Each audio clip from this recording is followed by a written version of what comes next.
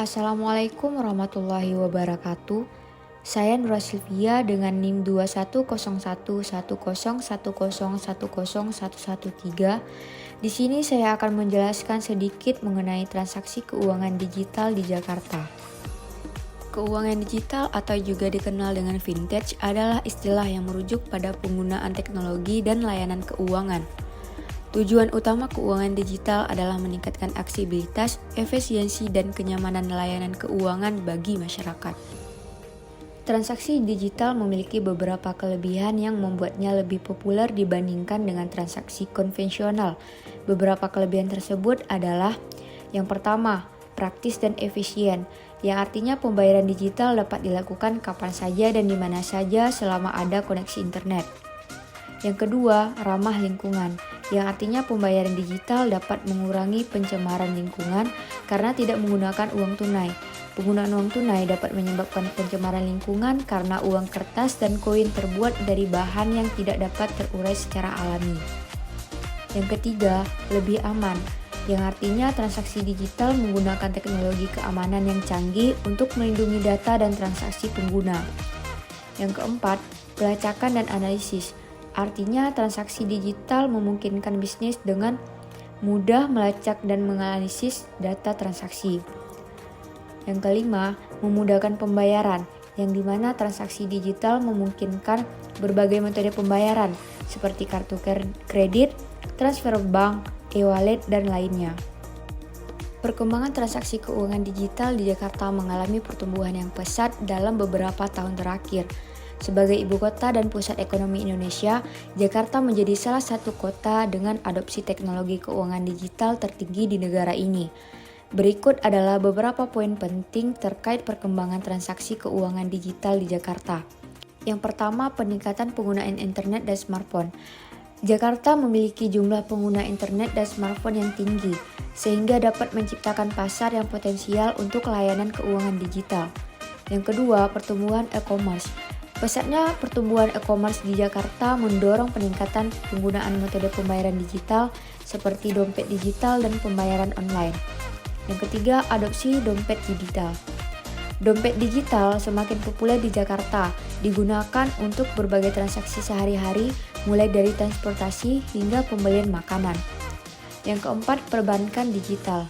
Bank-bank besar di Jakarta telah mengembangkan aplikasi perbankan digital yang memudahkan nasabah untuk melakukan transaksi keuangan melalui smartphone mereka. Yang kelima, peningkatan inklusi keuangan. Transaksi keuangan digital membantu meningkatkan inklusi keuangan di Jakarta, sehingga memungkinkan masyarakat yang sebelumnya tidak memiliki akses ke layanan keuangan tradisional untuk berpartisipasi dalam ekonomi digital. Dengan perkembangan ini, Jakarta diperkirakan akan terus menjadi salah satu kota terdepan dalam adopsi dan inovasi transaksi keuangan digital di Indonesia. Transaksi keuangan digital memberikan banyak manfaat bagi masyarakat Jakarta. Berikut adalah beberapa manfaat utama. Yang pertama, memberikan kemudahan dan kenyamanan. Yang kedua, lebih efisiensi. Yang ketiga, keamanan terjamin. Yang keempat, meningkatkan inklusi keuangan, dan yang kelima, mengurangi biaya transaksi. Ada beberapa jenis transaksi keuangan digital yang populer di Jakarta, antara lain, yang pertama, mobile banking. Mobile banking adalah layanan perbankan yang memungkinkan nasabah untuk melakukan berbagai transaksi keuangan melalui perangkat seluler, seperti smartphone. Yang kedua, internet banking. Internet banking juga dikenal sebagai online banking, adalah layanan perbankan elektronik yang memungkinkan nasabah untuk melakukan transaksi keuangan melalui situs web atau platform online yang disediakan oleh bank. Yang ketiga, dompet digital atau e-wallet. Dompet digital adalah layanan keuangan elektronik yang memungkinkan pengguna untuk menyimpan, mengelola, dan melakukan transaksi menggunakan uang digital melalui aplikasi seluler atau platform online. Yang keempat, uang elektronik atau e-money. Uang elektronik adalah alat pembayaran digital yang menyimpan nilai uang secara elektronik dalam sebuah media, seperti kartu atau card base, atau aplikasi smartphone atau server base. Kemudian yang terakhir ada pembayaran online atau e-commerce. Pembayaran online adalah metode transaksi finansial yang memungkinkan konsumen untuk membeli barang dan jasa melalui internet. Transaksi keuangan digital telah memberikan dampak yang signifikan terhadap perekonomian Jakarta. Berikut adalah beberapa dampak utama. Yang pertama, peningkatan inklusi keuangan. Yang kedua, pertumbuhan sektor e-commerce. Yang ketiga, efisiensi dan kemudahan dalam bertransaksi.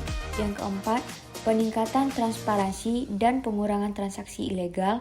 Yang kelima, mendorong inovasi dan pertumbuhan industri vintage. Dan yang keenam, meningkatkan daya saing Jakarta sebagai pusat ekonomi dan keuangan. Tantangan transaksi keuangan digital di Jakarta. Yang pertama, literasi digital. Tidak semua masyarakat Jakarta memiliki pemahaman yang baik tentang teknologi dan keuangan digital. Yang kedua, infrastruktur. Meskipun Jakarta memiliki infrastruktur yang relatif lebih baik dibandingkan daerah lain di Indonesia, masih ada kesenjangan dalam akses internet dan kualitas koneksi. Kemudian yang ketiga, keamanan cyber.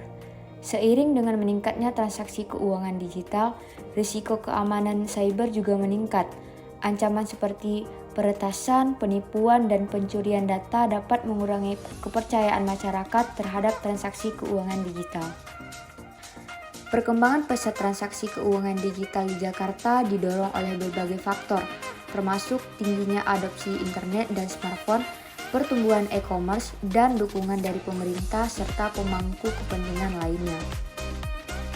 Transaksi keuangan digital memberikan banyak manfaat bagi masyarakat Jakarta, seperti peningkatan inklusi keuangan, efisiensi dalam bertransaksi, dan mendorong pertumbuhan ekonomi digital. Namun, ada juga tantangan yang perlu diatasi, seperti literasi digital yang masih rendah, infrastruktur yang masih belum merata, dan ancaman keamanan cyber. Sekian yang dapat saya sampaikan, lebih dan kurang saya mohon maaf. Semoga video ini bisa bermanfaat untuk kita semua. Saya akhiri, Assalamualaikum warahmatullahi wabarakatuh.